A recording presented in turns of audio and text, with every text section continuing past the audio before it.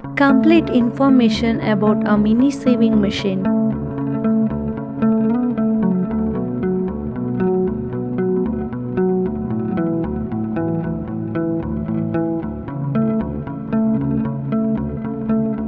Hello guys, welcome back to my YouTube channel. ನಮ್ಮ ಚಾನಲ್ನ subscribe ಮಾಡಿಲ್ಲ ಅಂತ ಅಂದರೆ ಬೇಗ ಸಬ್ಸ್ಕ್ರೈಬ್ ಮಾಡ್ಕೊಬಂದು ವಿಡಿಯೋನ ನೋಡಿ. ಹಾಗೆ ನೀವು ಒಂದು ಸಬ್ಸ್ಕ್ರೈಬಿಂದ ನಮಗೆ ನೆಕ್ಸ್ಟ್ ಕಂಟೆಂಟ್ ಹಾಕೋಕೆ ಹೆಲ್ಪ್ ಆಗುತ್ತೆ. ಹಾಗೆ ವಿಡಿಯೋನ ಲಾಸ್ಟ್ ತನಕ ನೋಡಿ. ವಿಡಿಯೋ ಶುರು ಆಗೋ ಮುಂಚೆ ನೋಡ್ತಾ ಇರೋರಿಗೆ ಥ್ಯಾಂಕ್ಸ್ ಅಂತ ಹೇಳ್ಬಿಟ್ಟು ವಿಡಿಯೋನ ಕಂಟಿನ್ಯೂ ಮಾಡ್ತಾ ಇದ್ದೀನಿ. ಇವತ್ತು ನಾನು ಏನದ್ರ ಬಗ್ಗೆ ವಿಡಿಯೋ ಮಾಡ್ತಾ ಇದ್ದೀನಿ ಅಂತ ಅಂದರೆ ಒಂದು ಮಿನಿ ಶೀವಿಂಗ್ ಮೆಷಿನ್ ಬಗ್ಗೆ ನಾನು ಹೇಳ್ಕೊಡ್ತಾ ಇದ್ದೀನಿ. ಕಂಪ್ಲೀಟ್ ಟ್ಯುಟೋರಿಯಲ್ ಕೂಡ ನಾನು ನಿಮಗೆ ಇದ್ರ ಬಗ್ಗೆ ಎಕ್ಸ್ಪ್ಲೈನ್ ಮಾಡ್ತೀನಿ. ಏನೇನಿದೆ, ಯಾವ್ಯಾವ ಥರ ಇದೆ ಆ್ಯಂಡ್ ಏನೇನು ಮಾಡಬೇಕು ಅನ್ನೋದನ್ನ ಎಕ್ಸ್ಪ್ಲೈನ್ ಮಾಡಿಕೊಡ್ತೀನಿ. ಆ್ಯಂಡ್ ಇದೇನೇ ಆ ಮಿನಿ ಸ್ವಿವಿಂಗ್ ಮಷಿನ್. ಆ್ಯಂಡ್ ಈ ಬಾಕ್ಸ್ನ ನಾವು ಆಲ್ರೆಡಿ ಅನ್ಬಾಕ್ಸ್ ಮಾಡಾಗಿದೆ, ಅದಕ್ಕಾಗಿ ಇದರಲ್ಲಿ ಏನೇನಿದೆ ಅಂತ ನೋಡೋಣ. ಫಸ್ಟ್ ಇದರಲ್ಲಿ ಬಿಲ್ಟ್-ಇನ್ ಬಾಬಿನ್ ವೆಂಡಿಂಗ್ ಫೆಸಿಲಿಟೀಸ್ ಇದೆ. Easy replacement of bottom bobbin ಇದೆ. ಅದಾದಮೇಲೆ 2 ಸ್ಪೀಡ್ ಕಂಟ್ರೋಲ್ ಇದೆ ಆ್ಯಂಡ್ ಥ್ರೆಡ್ ಕಟರ್ ಇದೆ and one more built-in light ಇದೆ. ಆ್ಯಂಡ್ ಅದ್ರ ಜೊತೆಗೆ ಅವರು ನಮಗೆ ಕೊಟ್ಟಿರೋ ಆಕ್ಸೆಸರೀಸ್ ಏನೇನಿದೆ ಅಂತಂದರೆ ಒಂದು ಪೆಡಲ್ ಇದೆ ಆ್ಯಂಡ್ 4 ಬಾಬಿನ್ಸ್ ಕೊಟ್ಟಿರ್ತಾರೆ ಆ್ಯಂಡ್ 1 ನೀಡಲ್ ಇರುತ್ತೆ and one more needle thread. ಅಂದರೆ ಥ್ರೆಡ್ನ ಯೂಸ್ ಮಾಡಿಕೊಂಡು ನೀಡಲಿಂದ ಹೇಗೆ ಥ್ರೆಡ್ನ ಹೊರಗಡೆ ತೆಗಿತೀವಿ ಅನ್ನೋದು ಕೊಟ್ಟಿರ್ತಾರೆ. ಆ್ಯಂಡ್ ಇದು ಒರಿಜಿನಲ್ ಮಷಿನ್ದು ಔಟ್ಲುಕ್ ಈ ಥರನೇ ಇರುತ್ತೆ. ಆ್ಯಂಡ್ ಇದರಲ್ಲಿ ಇನ್ನೂ ಏನು ಅಂತಂದರೆ comes pre threaded and ready to use ಅಂತ. ಅಂದರೆ ಮುಂಚಿತವಾಗ್ಲೇ ಅವರು ಒಂದು ಬಾಬಿನ್ಸ್ಗೆ ಥ್ರೆಡೆಡ್ ಕೂಡ ಕೊಟ್ಟಿರ್ತಾರೆ. Sews in durable chain lock stitch ಕೂಡ ಹಾಕ್ಬೋದು. AC ಆ್ಯಂಡ್ DC ಆಪರೇಷನ್ಸ್ ಇರುತ್ತೆ. ಅದೇನೇ ಅಡಾಪ್ಟರ್ ನಾವೇನು ಯೂಸ್ ಮಾಡ್ತೀವಿ ಅದೇನೇ. ಫುಟ್ ಪೆಡಲ್ ಫಾರ್ ಈಸಿ ಕಂಟ್ರೋಲಿಗೆ ಫುಟ್ ಪೆಡಲ್ ಕೂಡ ಕೊಟ್ಟಿರ್ತಾರೆ. 2 ಸ್ಪೀಡ್ ಆಪರೇಷನ್ಸ್ ಇರುತ್ತೆ and thread cutter and built in light ಇರುತ್ತೆ. ಆ್ಯಂಡ್ ನಮಗೆ ಮಷಿನ್ ಕೊಟ್ಟಿರ್ತಾರಲ್ಲ, ಆ ಮಷಿನ್ ಜೊತೆಗೆ ಏನೇನು ಆಕ್ಸೆಸರೀಸ್ ಕೊಟ್ಟಿರ್ತಾರೆ ಅಂದರೆ ಒಂದು AC DC ಅಡ್ಯಾಪ್ಟರ್ ಇರುತ್ತೆ, ಜೊತೆಗೆ ಒಂದು ಫುಟ್ ಪೆಡಲ್ ಕಂಟ್ರೋಲರ್ ಇರುತ್ತೆ. ನಾನು ಆಗಲೇ ಹೇಳ್ದಂಗೆ ನಾವು ಆಲ್ರೆಡಿ ಇದನ್ನು ಅನ್ಬಾಕ್ಸ್ ಮಾಡಾಗಿದೆ ಆ್ಯಂಡ್ ಇದನ್ನು ಮತ್ತೆ ಮಾಡ್ತೀನಿ. ಯಾವ ಥರ ಓಪನ್ ಮಾಡಿ ಹೇಗೆ ಯೂಸ್ ಮಾಡೋದು ಅನ್ನೋದನ್ನ ನಾನು ನಿಮಗೆ ಈ ವಿಡಿಯೋದಲ್ಲಿ ಶೋ ಮಾಡ್ತೀನಿ.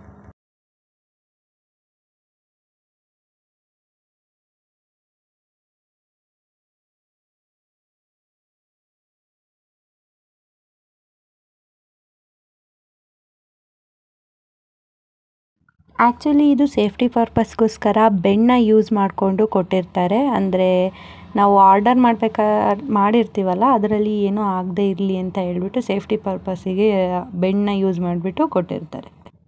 ನಿಮಗೆ ಕಾಣ್ತಾ ಇರ್ಬೋದು, ಇದೇ AC ಅಡ್ಯಾಪ್ಟರ್. ಇದನ್ನು ನಾವು ಅಡಾಪ್ಟರ್ ಅಂತ ಅಂದರೆ ಮಷಿನ್ ವರ್ಕ್ ಆಗೋದಕ್ಕೋಸ್ಕರ ಯೂಸ್ ಮಾಡ್ತೀವಿ.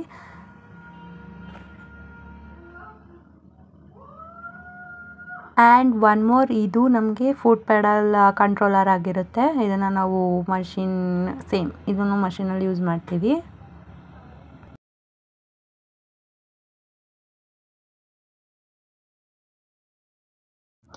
ಸೈಡ್ಸ್ ಎಲ್ಲ ಏನೇನಿದೆ ಅದನ್ನೆಲ್ಲ ರಿಮೂವ್ ಮಾಡ್ತಾ ಇದ್ದೀನಿ. ರಿಮೂವ್ ಮಾಡಿ ನೆಕ್ಸ್ಟ್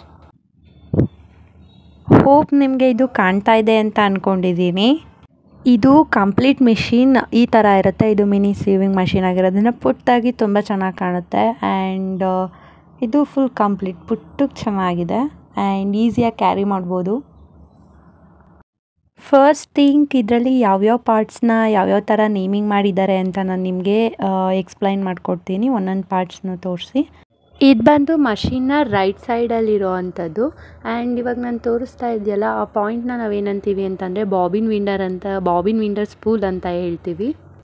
ಆ್ಯಂಡ್ ಇದು ಬಂದ್ಬಿಟ್ಟು ಹ್ಯಾಂಡ್ ವೀಲ್ ಆಗಿರುತ್ತೆ ಆ್ಯಂಡ್ ಅದ್ರ ಸೆಂಟರಲ್ಲಿ ಒಂದು ಪಾಯಿಂಟ್ ಕಾಣಿಸ್ತಾ ಇದೆಯಲ್ಲ, ಆ ಪಾಯಿಂಟು ಬಾಬಿನ್ ವಿಂಡರ್ ಸ್ಪೂಲ್ ಆಗಿರುತ್ತೆ.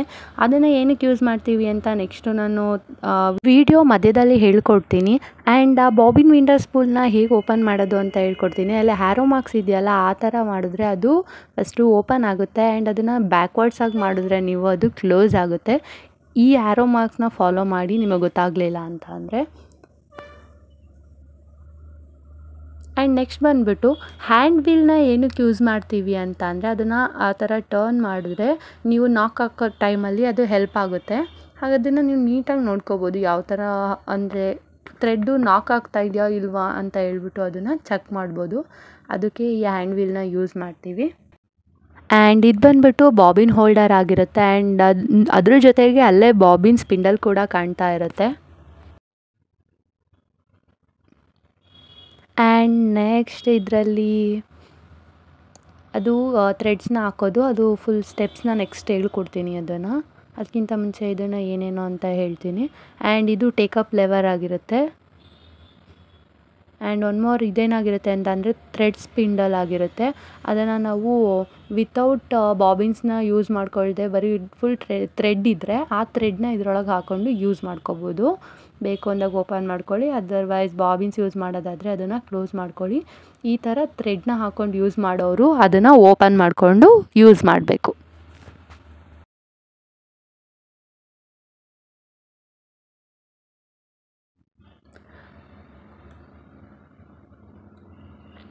ಅದಾದಮೇಲೆ ನೆಕ್ಸ್ಟ್ ಬಂದು ಇದರಲ್ಲಿ ಆನ್ ಆ್ಯಂಡ್ ಆಫ್ ಅಂತ ಸ್ವಿಚ್ ಇದೆ. ಆ ಸ್ವಿಚ್ನ ನಾವು ಯೂಸ್ ಮಾಡೋದು ಇಲ್ಲಿ ಅಂತ ಅಂದರೆ ವಿತೌಟ್ ಫುಟರ್ ಏನಿದೆ, ಆ ಫುಟ್ ಪೆಡಲ್ ಏನಿದೆ, ಆ ಫುಟ್ ಪೆಡಲ್ ಬೇಡ ಅಂದಾಗ ನಾವು ಇದರಲ್ಲಿ ಆನ್ ಆ್ಯಂಡ್ ಆಫ್ ಮಾಡಿಕೊಂಡು ಯೂಸ್ ಮಾಡ್ಕೋಬೋದು. ಆ್ಯಂಡ್ ಇದು ಬಂದುಬಿಟ್ಟು ಸ್ಪೀಡ್ ಬಟನ್ ಆಗಿರುತ್ತೆ. ನಮಗೆ ಹೈಯಲ್ಲಿ ಬೇಕಾ ಲೋವಲ್ಲಿ ಬೇಕಾ ಅಂತ 2 ಆಪ್ಷನ್ಸ್ ಇದೆ. ನಮಗೆ ಯಾವುದ್ರಲ್ಲಿ ಬೇಕೋ ಅದನ್ನು ಸೆಲೆಕ್ಟ್ ಮಾಡ್ಕೋಬೋದು. ಹೈಯಲ್ಲಾದರೂ ಯೂಸ್ ಮಾಡ್ಬೋದು, ಲೋ ಆದ್ರೂ ಯೂಸ್ ಮಾಡ್ಬೋದು. ಅದಾದಮೇಲೆ ನೆಕ್ಸ್ಟು ಇದರಲ್ಲಿ 2 ಟೈಪ್ಸ್ ನಾವು ಯೂಸ್ ಮಾಡ್ಬೋದು. ಒಂದು ಯೂಸಿಂಗ್ ಕರೆಂಟ್ ಯೂಸ್ ಮಾಡ್ಬೋದು, ಅದರ್ವೈಸ್ ಬ್ಯಾಟ್ರಿ ಯೂಸ್ ಮಾಡ್ಬೋದು. ಇದು ಬ್ಯಾಟ್ರಿ ಕಂಪ್ಯಾರೇಟರ್ ಆಗಿರುತ್ತೆ.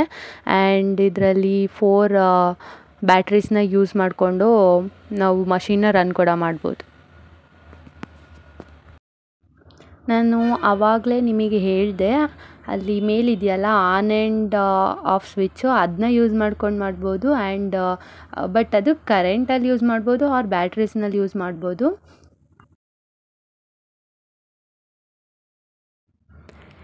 ಆ್ಯಂಡ್ ಇದು ಬಂದುಬಿಟ್ಟು ನಾವು ಅಡ್ಜಸ್ಟ್ ಮಾಡ್ಕೋಬೋದು. ಅಂದರೆ ಇವಾಗ ಕ್ಲಾತ್ ದಪ್ಪ ಇರುತ್ತೆ ಅಲ್ವಾ, ಅಂಥ ಟೈಮಲ್ಲಿ ನಾವು ಇದರಿಂದ ಅಡ್ಜಸ್ಟ್ ಮಾಡಿಕೊಂಡು ಲಾಕ್ ಮಾಡೋದಕ್ಕೋಸ್ಕರ ಇದನ್ನ ಯೂಸ್ ಮಾಡ್ತೀವಿ.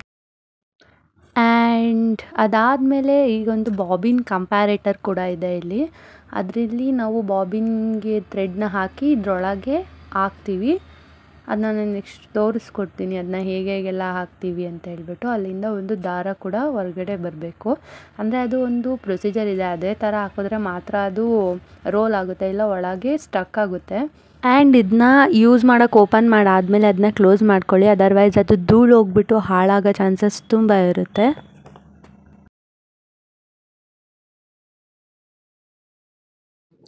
ಆಲ್ಮೋಸ್ಟ್ ಎಲ್ಲರಿಗೂ ಗೊತ್ತಿರುತ್ತೆ ಈ ನೀಡಲ್ ಪಾರ್ಟ್ ಹೇಗೆ ವರ್ಕ್ ಆಗುತ್ತೆ ಅಂತ. ಆ್ಯಂಡ್ ಅದನ್ನು ಅದೇ ಅಪ್ ಆ್ಯಂಡ್ ಡೌನ್ ಮಾಡ್ಕೊಳ್ಳೋದು, ಅಡ್ಜಸ್ಟ್ ಮಾಡ್ಕೊಳ್ಳೋದು ಎಲ್ಲ ಹೇಳಿದ್ದೀನಿ. ಅದನ್ನು ವೇರಿ ಮಾಡ್ಕೋಬೇಕು ಅಂತ ಅಂದರೆ ಹ್ಯಾಂಡ್ ವೀಲರ್ನ ನೀವು ತಿರುಗಿಸಿದ್ರೆ ನೀಡಲ್ ಏನಿರುತ್ತೆ ಆ ನೀಡಲ್ ಮೇಲೆ ಕೆಳಗೆ ಮೂವ್ ಆಗುತ್ತೆ ನಿಮಗೆ. ಒಂದು ಸಲ ಚೆಕ್ ಮಾಡ್ಕೊಳ್ತೀನಿ ಇದು ರನ್ ಆಗ್ತಾ ಇದೆಯಾ ಅಂತ. ಅದಾದಮೇಲೆ ಇದರಲ್ಲಿ ಇನ್ನೊಂದು ಪಾರ್ಟ್ ಏನಿದೆ ಅಂತ ಅಂದರೆ, ನೀವು ನೈಟ್ ಟೈಮಲ್ಲಿ ಏನಾದರೂ ಸ್ಟಿಚಸ್ ಹಾಕ್ಕೊಳ್ತೀರಾ ಅಂತ ಅಂದರೆ ಆವಾಗ ಕಾಣೋದಿಲ್ಲ, ನೀಡಲಲ್ಲಿ ನಾವು ಥ್ರೆಡ್ನ ಮೂವ್ ಮಾಡೋದಕ್ಕೆ ಕಾಣೋದಿಲ್ಲ. ಅಂಥ ಟೈಮಲ್ಲಿ ಇದು ಆನ್ ಆ್ಯಂಡ್ ಆಫ್ ಮಾಡ್ಕೊಳ್ಳೋಕ್ಕೋಸ್ಕರ ಒಂದು LED ಲೈಟ್ ಕೂಡ ಕೊಟ್ಟಿದ್ದಾರೆ. ಅದನ್ನ ಯೂಸ್ ಮಾಡ್ಕೋಬೋದು. ನೈಟ್ ಟೈಮಲ್ಲಿ ಸ್ಟಿಚ್ ಮಾಡೋರಿಗೆ ಇದು ತುಂಬಾ ಹೆಲ್ಪ್ ಆಗುತ್ತೆ.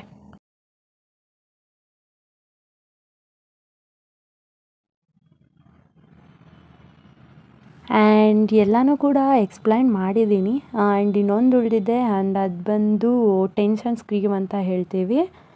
ಆ್ಯಂಡ್ ನನಗನ್ಸೋ ಪ್ರಕಾರ ಎಲ್ಲನೂ ಹೇಳಿದ್ದೀನಿ. And this is the complete tutorial, ಇದನ್ನು ಎಕ್ಸ್ಪ್ಲೈನ್ ಮಾಡಿದ್ದೀನಿ. ನೆಕ್ಸ್ಟ್ ಬಂದುಬಿಟ್ಟು ಒಂದು ಅಡ್ಯಾಪ್ಟರ್ನ ಮತ್ತು ಫುಟ್ ಪೆಡಲ್ ಏನಿದೆ ಅದನ್ನ ಹೇಗೆ ಕನೆಕ್ಟ್ ಮಾಡೋದು ಅಂತ ಹೇಳ್ತೀನಿ. ಆ್ಯಂಡ್ ಫಸ್ಟ್ ಇರೋದು ಬಂದುಬಿಟ್ಟು ಫುಟ್ ಪೆಡಲ್ನ ನಾನು ಹಾಕ್ತಿದ್ದೀನಿ. ಆ್ಯಂಡ್ ಕೇರ್ಫುಲ್ಲಾಗಿ ಹಾಕಿ, ಆ ಪಿನ್ಸ್ದು ಸ್ಲಾಟ್ಸ್ ಹೋಗಿಬಿಡುತ್ತೆ ಇಲ್ಲ ಅಂದರೆ.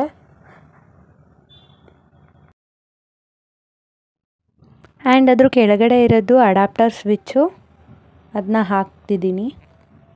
ಇವಾಗ ಕನೆಕ್ಟ್ ಮಾಡಿದ್ದಾಯಿತು. ಈಗ ಕಂಪ್ಲೀಟ್ ಇನ್ಫಾರ್ಮೇಷನ್ ಆಲ್ರೆಡಿ ಶೇರ್ ಮಾಡಿದ್ದೀನಿ ನಿಮಗೆ. ನೆಕ್ಸ್ಟು ಥ್ರೆಡ್ನ ಹಾಕೋದು ಹೇಗೆ ಅಂತ ಹೇಳಬೇಕು. ಅದಕ್ಕಿಂತ ಮುಂಚೆ ಇವೆರಡನ್ನೂ ಕನೆಕ್ಟ್ ಮಾಡ್ಕೊಂಡು ಆಗಿದೆಯಾ ಅಂತ ಚೆಕ್ ಮಾಡ್ಕೊಳ್ಳಿ. ಚೆಕ್ ಮಾಡ್ಕೊಂಡಾದ್ಮೇಲೆ ಅದೇ ಒಂದು ಅಡ್ಯಾಪ್ಟರ್ ಇರುತ್ತೆ, ಇನ್ನೊಂದು ಫುಟ್ ಪೆಡಲ್ ಇರುತ್ತೆ, ಅದನ್ನ ಚೆಕ್ ಮಾಡ್ಕೊಳ್ಳಿ ಹಾಕ್ಬಿಟ್ಟು. ಆ್ಯಂಡ್ ನಾನು ಅದನ್ನ ಸ್ವಿಚ್ ಮಾಡ್ತಾಯಿದ್ದೀನಿ ಇವಾಗ ಅಡ್ಯಾಪ್ಟರ್ನ ಹಾಕಾದ್ಮೇಲೆ ಕನ್ಫ್ಯೂಸ್ ಇರುತ್ತೆ ಆನ್ ಆಗಿದೆಯೋ ಇಲ್ವೋ ಅಂತ. ಅಂಥ ಟೈಮಲ್ಲಿ LED ಆನ್ ಮಾಡ್ಕೊಂಡು ಚೆಕ್ ಮಾಡ್ಕೊಳ್ಳಿ. LED ಆನ್ ಆಗಿದ್ದರೆ ಅದು ಕರೆಕ್ಟಾಗಿ ಕನೆಕ್ಟ್ ಆಗಿದೆ, ಸ್ವಿಚ್ ಆಗಿದೆ ಅಂತ.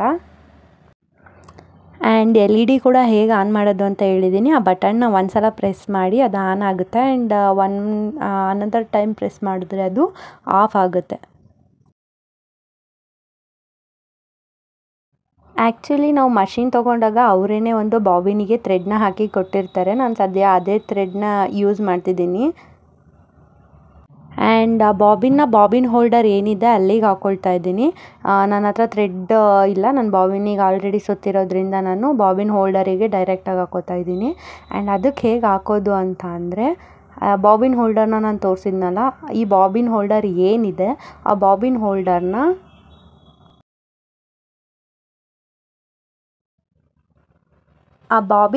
ಏನಿದೆ ಒಂದು ಸ್ವಲ್ಪ ಪ್ರೆಸ್ ಮಾಡಿ ಕೀಳಿ. ಅದನ್ನು ಕಿತ್ತಮೇಲೆ ಅದ್ರ ಜೊತೆಗೆ ಒಂದು ಸ್ಪ್ರಿಂಗ್ ಕೂಡ ಇರುತ್ತೆ. ಆ ಸ್ಪ್ರಿಂಗು ಮತ್ತು ಅದನ್ನು ಸೇರಿಸಿ ಅದು ಕಿತ್ತೋಗುತ್ತೆ ಅಂತ ಅನ್ಕೋಬೇಡಿ, ಅಂದರೆ ಒಂದು ಸ್ವಲ್ಪ ಲೈಟಾಗಿ ಎಳೀರಿ, ಅದು ಬರುತ್ತೆ. ಆ್ಯಂಡ್ ಅದು ತೆಗೆದ್ಮೇಲೆ ಸ್ಪ್ರಿಂಗ್ನ ತೆಗೆದ್ಬಿಟ್ಟು ಫಸ್ಟು ಬಾಬಿನ್ನ ಹಾಕಾದ್ಮೇಲೆ ಇದನ್ನು ಯಾವ ಸೈಡ್ಗಾದರೂ ಹಾಕ್ಕೊಳ್ಳಿ. ನಾನು ಕಲರ್ ಚೇಂಜ್ ಮಾಡಿ ಹಾಕ್ಕೊಳ್ತೀನಿ ಬಾಬಿನ್ನ.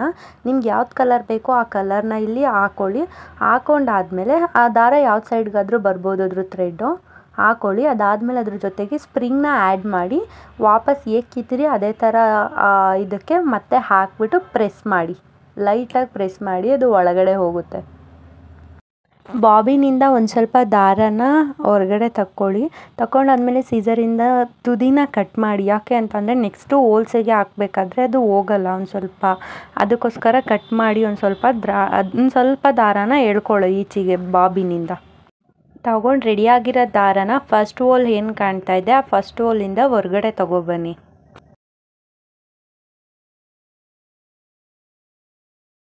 ಆ ಹೊರಗಡೆ ಬಂದಿದ್ದ ದಾರದಿಂದ ನೆಕ್ಸ್ಟ್ ಟೆನ್ಷನ್ ಸ್ಕ್ರೀವ್ ಏನಿರುತ್ತೆ ಆ ಟೆನ್ಷನ್ ಸ್ಕ್ರೀವ್ ಹತ್ರ ಒಂದು ಸೆಂಟರ್ ಗ್ಯಾಪ್ ಇರುತ್ತೆ. ಆ ಗ್ಯಾಪಿಂದ ಆ ದಾರನ ಒಳಗಡೆ ಹಾಕಿ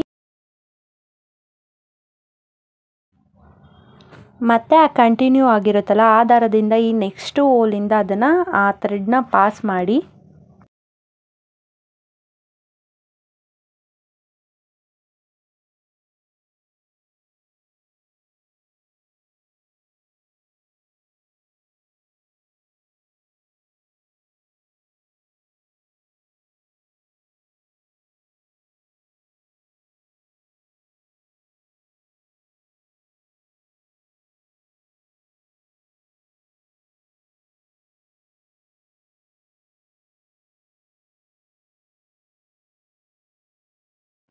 ಅದಾದಮೇಲೆ ಆ ಟೇಕಪ್ ಲೆವರ್ ಏನಿರುತ್ತೆ ಅದ್ರ ಹೋಲಿಂದನೂ ಕೂಡ ಥ್ರೆಡ್ನ ಮತ್ತೆ ಪಾಸ್ ಮಾಡಾದಮೇಲೆ ಅಲ್ಲಿ ಕೆಳಗಡೆ ಇನ್ನೊಂದು ಅದೇ ಥರ ಹೋಲಿದೆ, ಅದರಿಂದ ಪಾಸ್ ಮಾಡಿ. ತುಂಬ ಕನ್ಫ್ಯೂಸ್ ಆದರೆ ಮತ್ತೆ ವಿಡಿಯೋನ ನೋಡಿ ನೀಟಾಗಿ ಕನೆಕ್ಟ್ ಮಾಡಿ. ಆ ಹೋಲ್ಸ್ನ ನೀವು ನೀಟಾಗಿ ಕನೆಕ್ಟ್ ಮಾಡಲಿಲ್ಲ ಅಂದರೆ ಕನೆಕ್ಟಿವಿಟಿ ಹೋಗುತ್ತೆ ಆ್ಯಂಡ್ ಥ್ರೆಡ್ಡು ನೆಕ್ಸ್ಟ್ ಕಟ್ ಆಗುತ್ತೆ. ಅದಕ್ಕೆ ನೀಟಾಗಿ ಹೋಲ್ಸ್ನ ಕರೆಕ್ಟಾಗಿ ಹಾಕಿ ಎಲ್ಲದಕ್ಕೂ.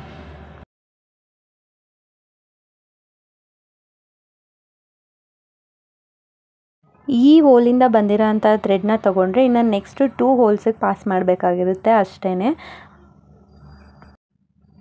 ನೆಕ್ಸ್ಟ್ ಇದು ತುಂಬ ಕೆಳಗಿದ್ರೆ ನಾವು ಹ್ಯಾಂಡ್ ವೀಲ್ ಏನಿದೆ ಅದನ್ನು ಯೂಸ್ ಮಾಡಿಕೊಂಡು ಮೇಲೆ ತೊಗೊಂಡಾದ್ಮೇಲೆ ಅಲ್ಲಿ ಕಾಣ್ತಾ ಇರೋಂತಹ ಹೋಲಿಂದ ಮತ್ತೆ ಥ್ರೆಡ್ನ ಪಾಸ್ ಮಾಡಿ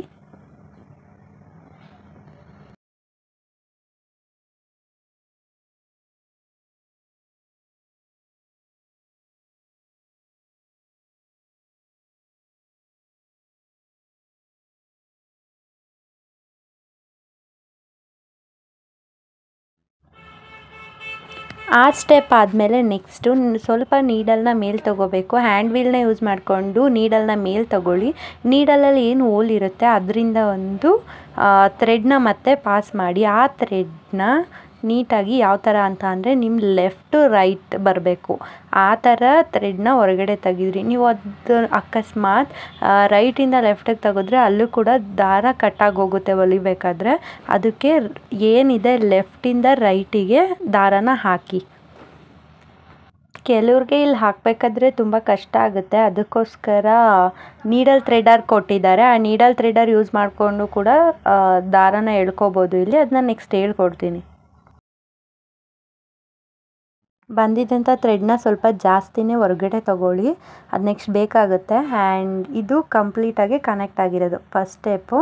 ಅದಾದಮೇಲೆ second step, third step and ಇದು ಫೋರ್ತ್ ಸ್ಟೆಪ್, ಫಿಫ್ತ್ ಸ್ಟೆಪ್, ಅದಾದಮೇಲೆ next sixth step and seventh step. 7 ಸ್ಟೆಪ್ಸ್ನ ಫಾಲೋ ಮಾಡಿ ನೀಟಾಗಿ. ಆ್ಯಂಡ್ ಒಂದು ಸ್ವಲ್ಪ ದಾರನ ಎಳೆದಿಟ್ಕೊಂಡಿರಿ, ಯಾಕಂದರೆ ಅದು ರೌಂಡ್ ಆಗೋಕ್ಕೆ ಒಂದು ಸ್ವಲ್ಪ ಬೇಕಾಗಿರುತ್ತೆ, ಅದಕ್ಕೋಸ್ಕರ ಒಂದಷ್ಟು ದಾರನ ಎಳೆದಿಟ್ಕೊಂಡಿರಿ.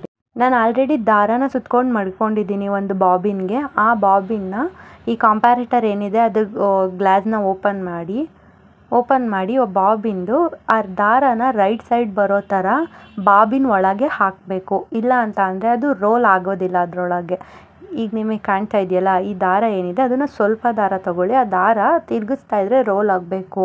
ನೀವು ಅಕಸ್ಮಾತ್ ಅದನ್ನು ಲೆಫ್ಟ್ ಸೈಡ್ ಬರೋ ಥರ ಹಾಕಿದರೆ ಅದು ರೋಲ್ ಆಗೋದಿಲ್ಲ. ನೀಟಾಗಿ ಹಾಕಿ. ಇಲ್ಲಿ ಇದೇ ಮೇಯ್ನ್ ಸ್ಟೆಪ್ ಆ್ಯಕ್ಚುಲಿ ಅದು.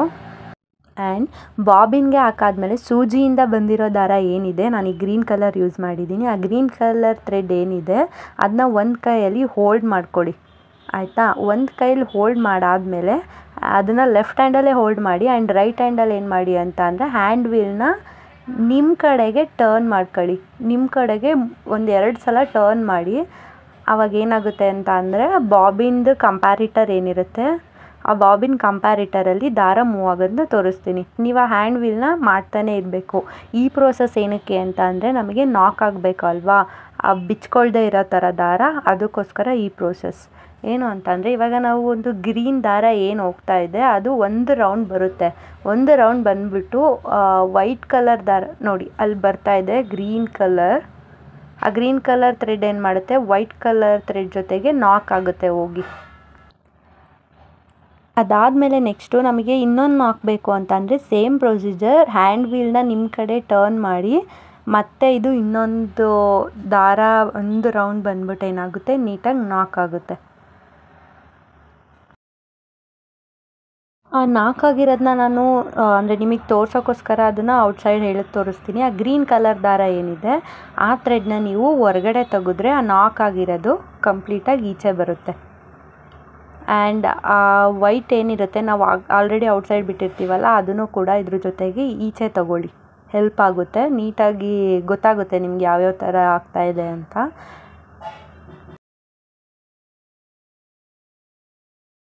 ಆ್ಯಂಡ್ ಆ ನಾಕ್ ಆಗಿರೋ ಅಂಥ ದಾರನ ಏನು ಹೊರಗಡೆ ತೆಗ್ದಿರ್ತೀರ ಇದನ್ನ ಅಡ್ಜಸ್ಟ್ ಮಾಡ್ಕೊಂಡು ಮೇಲೆ ಎಳ್ಕೊಳ್ಳಿ. ಆವಾಗ ಆ ದಾರನ ಕಂಪ್ಲೀಟಾಗಿ ಅದ್ರ ಕೆಳಗಡೆಯಿಂದ ಹಿಂದೆ ಹಾಕಿ. ಆವಾಗ ನೀವು ಒಳಗೆ ಹಾಕಬೇಕಾದ್ರೆ ನೀಟಾಗಿ ಬರುತ್ತೆ. ಈ ಪ್ರೋಸೆಸ್ ಕಂಪ್ಲೀಟ್ ಆದಮೇಲೆ ಬಾಬಿನ್ ಕಂಪ್ಯಾರಿಟರ್ದು ಏನಿದೆ ಅದನ್ನು ನೀಟಾಗಿ ಕ್ಲೋಸ್ ಮಾಡಿ. ಅದರ್ವೈಸ್ ಧೂಳು ಬಿದ್ದರೆ ತುಂಬ ತೊಂದರೆ ಆಗುತ್ತೆ ಅದರಿಂದ, ಅದಕ್ಕೋಸ್ಕರ ನೀಟಾಗಿ ಕ್ಲೋಸ್ ಮಾಡಿ ಇಟ್ಕೊಳ್ಳಿ. ಈಗ ನಾವು 2 ಮೇನ್ ಸ್ಟೆಪ್ ಕೂಡ ಆಗಿದೆ.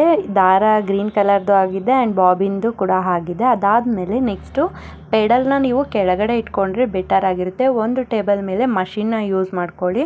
ಆ್ಯಂಡ್ ಇದು ಒಂದು ಕಾಲಲ್ಲಿ ನೀವೇನು ಮಾಡಿ ಇದನ್ನು ಪೆಡಲ್ನ ಪ್ರೆಸ್ ಮಾಡ್ತಾ ಹೋಗಬೇಕು. ನಿಮಗೆ ಇವಾಗ ತೋರ್ಸೋಕ್ಕೋಸ್ಕರ ಒಂದು ವೇಸ್ಟ್ ಕ್ಲಾತಲ್ಲಿ ನಾನು ಸ್ಟಿಚ್ ಮಾಡಿ ತೋರಿಸ್ತೀನಿ. ಆ ಕ್ಲಾತ್ನ ನೀಡಲ್ ಸ್ಟ್ರೇಟ್ ಏನು ಬರುತ್ತೆ ಅಲ್ಲಿಗೆ ಇಟ್ಕೊಂಡು ಅದನ್ನು ಲಾಕ್ ಮಾಡಿ. ಆ್ಯಕ್ಚುಲಿ ನಾನು ವೀಡಿಯೋ ಮಾಡ್ತಾ ಇರೋದ್ರಿಂದ ಅದನ್ನು ಕರೆಕ್ಟಾಗಿ ಇಟ್ಕೊಳ್ಳೋಕ್ಕಾಗ್ತಿಲ್ಲ. ಆ್ಯಂಡ್ ಒಂದು ಲೆಫ್ಟ್ ಹ್ಯಾಂಡಲ್ಲಿ ಅದನ್ನು ನೀಟಾಗಿ ಆ ಕ್ಲಾತ್ನ ಹೋಲ್ಡ್ ಮಾಡಿಕೊಂಡು ಒಂದು ಸಲ ಪೆಡಲ್ ಮಾಡಿ. ಆ ಪೆಡಲ್ ಆವಾಗ ನೀಟಾಗಿ ನಾಕ್ ಆಗಿರೋ ಇದನ್ನು ತೋರಿಸ್ತಾ ಹೋಗುತ್ತೆ ನೋಡಿ. ಈ ಥರ ಪೆಡಲ್ ಮಾಡ್ತಾಯಿದ್ರೆ ಸ್ಟಿಚಸ್ಸು ನೀಟಾಗಿ ಬರುತ್ತೆ. ನಿಮಗೆ ಎಲ್ಲಿಗೆ ಬೇಡ ಅನಿಸುತ್ತೆ ಅಥವಾ ನೀವು ಕರ್ವ್ ತಗೋಬೇಕು ಅನಿಸುತ್ತೆ ಅಂಥ ಟೈಮಲ್ಲಿ ಪೆಡಲ್ನ ಕಾಲಲ್ಲಿ ಸ್ಟಾಪ್ ಮಾಡ್ಬೋದು. ಮಾಮೂಲಿ ನಿಮಗೆ ಗೊತ್ತಿರುತ್ತೆ ಇದೆಲ್ಲ. ಇದಾದಮೇಲೆ ಇದರಲ್ಲೇನು ಅಂತ ಅಂದರೆ ಒಂದು ಸ್ವಲ್ಪ ದಾರನ ಎಕ್ಸ್ಟ್ಯಾಂಡ್ ಮಾಡ್ಕೊಳ್ಳಿ. ಆ ಸ್ಟಿಚ್ ಬರುತ್ತಲ್ಲ ಅದಾದಮೇಲೆ ಆ ಸ್ಟಿಚ್ ಏನಕ್ಕೆ ಅಂತ ಅಂದರೆ ನೆಕ್ಸ್ಟ್ ನೀವು ಹೊಲಿಗೆ ಹಾಕ್ತೀರಲ್ಲ ಬೇರೆದಕ್ಕೆ ಆವಾಗ ಅದು ಹೆಲ್ಪ್ ಆಗುತ್ತೆ. ಇಲ್ಲ ಅಂತ ಅಂದರೆ ಥ್ರೆಡ್ಡು ಫುಲ್ ಕಟ್ ಆಗುತ್ತೆ, ಮೊದಲಿಂದ ಬಾಬಿನ್ನ ಹಾಕಬೇಕಾಗುತ್ತೆ. ಸುಮ್ಮನೆ ಹೊರ್ಗಡೆ ಹೋಗ್ಬಿಟ್ಟು ಅವ್ರವ್ರ ಹತ್ರ 10 ರೂಪಾಯಿ ಒಂದು ಡ್ರೆಸ್ಸಿಗೆ 10 ರೂಪೀಸ್ ಇಸ್ಕೋತಾರೆ, ಅದು ಚಿಕ್ಕ ಸ್ಟಿಚ್ಚಿಗೆ. ಅದ್ರ ಬದಲು ನೀವು ಹೋಮಲ್ಲೇ ಇದನ್ನು ತೊಗೊಂಡ್ರೆ ಆರಾಮಾಗಿ ಸ್ಟಿಚ್ ಮಾಡ್ಕೋಬೋದು. ಸಿಂಗಲ್ ಸ್ಟಿಚ್ ಬರುತ್ತೆ, ಅಂದರೆ ತುಂಬ ದಪ್ಪ ಇರೋ ಕ್ಲಾತಿಗೆ ಇದು ಸ್ಟಿಚಸ್ ಬರೋದಿಲ್ಲ. ಆ್ಯಂಡ್ ಮಾಮೂಲಿ ಸಿಂಗಲ್ ಸ್ಟಿಚಸ್ ಆದರೆ ನೀಟಾಗಿ ಬರುತ್ತೆ ಇದರಲ್ಲಿ. ಆ್ಯಂಡ್ ನಾನು ಇವಾಗ ತೋರಿಸಿದ್ದು ಪೆಡಲ್ನ ಫುಟ್ ಪೆಡಲ್ನ ಯೂಸ್ ಮಾಡ್ಕೊಂಡು ಹೇಗೆ ಸ್ಟಿಚ್ ಮಾಡೋದು ಅಂತ. ಇನ್ನೊಂದು ಮೆಥಡ್ ಇದೆ, on and of method.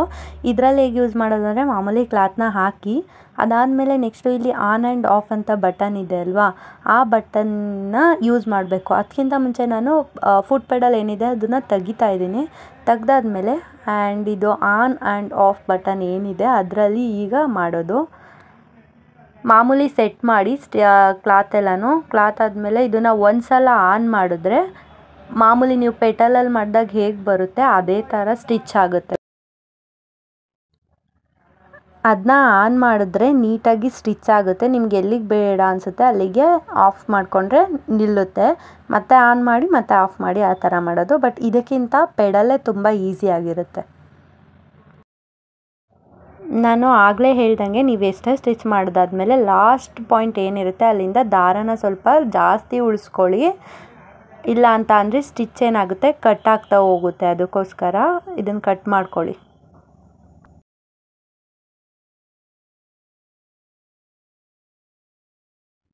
And ದೊಡ್ಡ ಮಷೀನ್ ಇಲ್ಲ, ಅಯ್ಯೋ ಹೊಲಿಗೆ ಆಗ್ತಾಯಿಲ್ಲ ಅಂತ ಅಂದ್ಕೊಳ್ತಿರ್ತೀವಿ. ಬಟ್ ಇದು ತುಂಬ ಕಡಿಮೆ ಪ್ರೈಸಿಗೆ ಸಿಕ್ಕಿದೆ. ಆ್ಯಂಡ್ ಸ್ಟಿಚಸ್ ಕೂಡ ಚೆನ್ನಾಗಿ ಬರುತ್ತೆ ಅಂದರೆ ಯಾಕೆ ತೊಗೋಬಾರ್ದು. ಆ್ಯಂಡ್ ನಮಗೂ ತುಂಬ ಹೆಲ್ಪ್ ಆಗಿದೆ. ಆ್ಯಂಡ್ ನಾವು ತೊಗೊಂಡು 1 ಮಂತ್ ಆಯ್ತೇನೋ ಅಷ್ಟೇ. ಬಟ್ ಇದ್ರ ಪ್ರೈಸ್ ಬಂದು 1200 ಆಗುತ್ತೆ. ಬಟ್ ತೊಗೋಬೋದು ತುಂಬ. ಇನ್ನು ನಾವು ಮೀಶೋನಲ್ಲಿ ತೊಗೊಂಡಿರೋದು. ಆ್ಯಂಡ್ ನೆಕ್ಸ್ಟ್ ನಾನು ಬಂದುಬಿಟ್ಟು ಇದೇನಕ್ಕೆ ರಿಮೂವ್ ಮಾಡ್ತಾ ಇದ್ದೀನಿ ಅಂತ ಅಂದರೆ, ಇವಾಗ ನಾನು ನಿಮ್ಗಾಗಲೇ ಹೇಳ್ಕೊಟ್ಟಿದ್ದೆ ನೀಡಲ್ ಥ್ರೆಡರ್ ಅಂತ. ಅಂದರೆ ಆ ಥ್ರೆಡ್ನ ನೀವು ಹಾಕೋದು ತುಂಬ ಕಷ್ಟ ಆಗುತ್ತೆ ಅಲ್ವಾ, ಅದಕ್ಕೆ ಅದು ಕೊಟ್ಟಿದ್ದಾರೆ ಒಂದು ಎಕ್ವಿಪ್ಮೆಂಟು. ಅದರಿಂದ ಹೇಗೆ ತಗೊಳ್ಳೋದು ಅಂತ ಹೇಳ್ಕೊಡ್ತೀನಿ. ಅದಕ್ಕೋಸ್ಕರ ನಾಲ್ಕು ಬಿಚ್ಚಿದ್ದೀನಿ. ಇದೇ ಆ ನೀಡಲ್ ಥ್ರೆಡರ್. ಇದರಿಂದ ಯಾವ ಥರ ದಾರನ ಹೊರಗಡೆ ತೆಗಿಯೋದು ಅಂತ ಅಂದರೆ,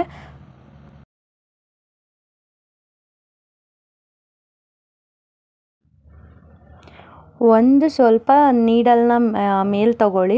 ಯೂಸಿಂಗ್ ಹ್ಯಾಂಡ್ ವೀಲ್ನ ಯೂಸ್ ಮಾಡ್ಕೊಂಡು ತೊಗೊಳ್ಳಿ. ಅದಾದಮೇಲೆ ನೆಕ್ಸ್ಟ್ ಏನಿದೆ ಆ ನೀಡಲ್ದು ಒಂದು ಹೋಲ್ ಇರುತ್ತೆ ಅಲ್ವಾ, ಮಾಮೂಲಿ ಆ ಹೋಲಿಂದ ಇದನ್ನ ರೈಟ್ ಸೈಡಿಂದ ಆ ಎಕ್ವಿಪ್ಮೆಂಟ್ ಏನು ಕೊಟ್ಟಿರ್ತಾರೆ ಆ ಥ್ರೆಡ್ ನೀಡಲ್ನ ಅದರಿಂದ ಇನ್ಸರ್ಟ್ ಮಾಡಿ ಅದರೊಳಗೆ. ಆ್ಯಂಡ್ ಈ ಥ್ರೆಡ್ನ ಇನ್ನೊಂದು ಸೈಡ್ ತೊಗೊಳ್ಳಿ ಆ್ಯಂಡ್ ಅದರಿಂದ ಇನ್ಸರ್ಟ್ ಮಾಡಿ ಅದನ್ನು. ಆ್ಯಂಡ್ ದಾರನ ಅದರೊಳಗಿಂದ ಅದಕ್ಕೆ ರೌಂಡ್ ಮಾಡಿ ಅದರೊಳಗಿಂದ ಹೊರಗಡೆಗೆ ತೆಗೀರಿ. ನಾನು ಯಾವ ಥರ ಮಾಡಿದ್ದೀನಿ ಅದೇ ಥರ ಪ್ರೊಸೀಜರ್ನ ಫಾಲೋ ಮಾಡಿ ಅದನ್ನು ಹೊರಗಡೆ ತೆಗೀರಿ. ಇದರಿಂದ ತುಂಬ ಈಸಿ ಆಗುತ್ತೆ. ಅಂದರೆ ದಾರ ಒಂದೊಂದ್ಸಲ ಕಟ್ಟಾಗ್ತಾ ಇರುತ್ತೆ, ತುಂಬ ತಲೆ ಕೆಡಿಸುತ್ತೆ ಸೂಜಿ ಒಳಗಡೆಯಿಂದ ನಾವು ಹಾಕೋಕ್ಕೋದ್ರೆ. ಅಂಥ ಟೈಮಲ್ಲಿ ಇದು ಬೆಟರ್ ಆಪ್ಷನ್. ಆ್ಯಂಡ್ ಸ್ವಲ್ಪ ಕಾಣಲ್ಲ ಕೆಲವರಿಗೆ, ಅಂಥವ್ರಿಗೂ ಇದು ಯೂಸ್ ಆಗುತ್ತೆ. ಆ್ಯಂಡ್ ನೈಟ್ ಟೈಮ್ ಯೂಸ್ ಮಾಡೋರಿಗೆ ಆಲ್ರೆಡಿ ಹೇಳಿರೋದ್ರಿಂದ LED ಲೈಟ್ ಕೂಡ ಇರುತ್ತೆ ಆಪ್ಷನ್ನು. ಅದನ್ನ ಆನ್ ಮಾಡಿಕೊಂಡು ಅದ್ರ ಮೂಲಕ ತೊಗೋಬೋದು.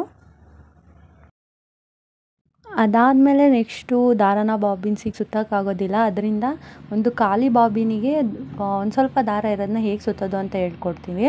ಆವಾಗಲೇ ಹೇಳ್ದಂಗೆ ಒಂದು ದಾರ ಹಾಕೋದಿರುತ್ತಲ್ವ, ಅದಕ್ಕೆ ಅದನ್ನ ಹಾಕಿಬಿಟ್ಟು ಆ ದಾರದುಂಡೆ ಏನಿರುತ್ತೆ ಆ ದಾರದುಂಡೆಯಿಂದ ಸ್ವಲ್ಪ ದಾರನ ತೊಗೊಳ್ಳಿ. ನಾನು ಫಸ್ಟು ಸ್ಟಾರ್ಟಿಂಗೇ ತೋರಿಸಿದ್ದೀನಿ ಆ ಬಾಬಿನ್ ಸ್ಪಿನ್ ಏನಿರುತ್ತೆ ಆ ಸ್ಪಿನ್ನಲ್ನ ಯಾವ ಥರ ಓಪನ್ ಮಾಡೋದು ಅಂತ. ಅದನ್ನ ನಿಮ್ಮ ರೈಟ್ ಸೈಡಿಂದ ಮೇಲ್ಗಡೆಗೆ ಟರ್ನ್ ಮಾಡಿದ್ರೆ ಅದು ಓಪನ್ ಆಗುತ್ತೆ.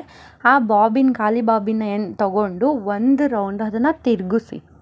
ಆ ತಿರುಗಿಸಿದ್ಮೇಲೆ ಅದು ಲಾಕ್ ಆಗುತ್ತೆ. ಒಂದು ಹತ್ರ ಹೋಗ್ಬಿಟ್ಟು ಅದು ಲಾಕ್ ಆಗಬೇಕು.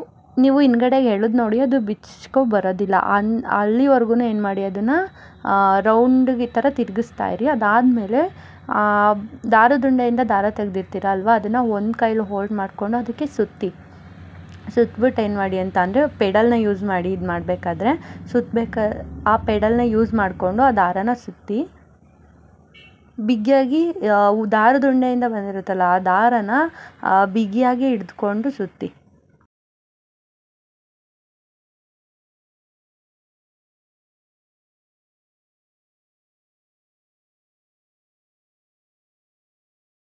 ನಿಮಗೆ ಎಷ್ಟು ದಾರ ಬೇಕೋ ಅಷ್ಟು ದಾರನೂ ಬಾಬಿನಿಗೆ ಸುತ್ತಕೊಂಡು ಅದಾದಮೇಲೆ ಅದನ್ನು ವಾಪಸ್ಸು ಒಂದು ಕಡೆಯಿಂದ ತಿರುಗಿಸ್ಬಿಟ್ಟು ಎಳೆದ್ರೆ ಅದು ಬಾಬಿನ್ ಹೊರಗಡೆ ಬರುತ್ತೆ. ಅದನ್ನು ಮತ್ತೆ ಕ್ಲೋಸ್ ಮಾಡಿ. ಐ ಹೋಪ್ ಎಲ್ಲನೂ ಹೇಳ್ಕೊಟ್ಟಿದ್ದೀನಿ ಅಂತ ಅಂದ್ಕೊಂಡಿದ್ದೀನಿ. ಮಿಸ್ ಆಗಿದ್ದರೆ ಕಮೆಂಟ್ ಮಾಡಿ, ನೆಕ್ಸ್ಟ್ ವೀಡಿಯೋ ಮಾಡಿಕೊಡ್ತೀನಿ. ಯಾ ಈ ಕಂಪ್ಲೀಟ್ ಮಿನಿ ಸೀವಿಂಗ್ ಮಷಿನ್ ಬಗ್ಗೆ ನಿಮಗೆ ಈ ವಿಡಿಯೋ ಇಷ್ಟ ಆದರೆ ಒಂದೇ ಒಂದು ಲೈಕ್ ಮಾಡಿ ಆ್ಯಂಡ್ ಕೂಡ ಸಬ್ಸ್ಕ್ರೈಬ್ ಮಾಡಿಲ್ಲ ಅಂತಂದರೆ ಸಬ್ಸ್ಕ್ರೈಬ್ ಮಾಡಿ ಆ್ಯಂಡ್ ಈ ವಿಡಿಯೋಗೆ ಒಂದು 500 ಲೈಕ್ನ ನಾನು ಎಕ್ಸ್ಪೆಕ್ಟ್ ಮಾಡ್ತಾ ಇದ್ದೀನಿ. ಪ್ಲೀಸ್ ಸಪೋರ್ಟ್ ಮಾಡಿ ನಮ್ಮನ್ನ ಆ್ಯಂಡ್ ಥ್ಯಾಂಕ್ ಯು.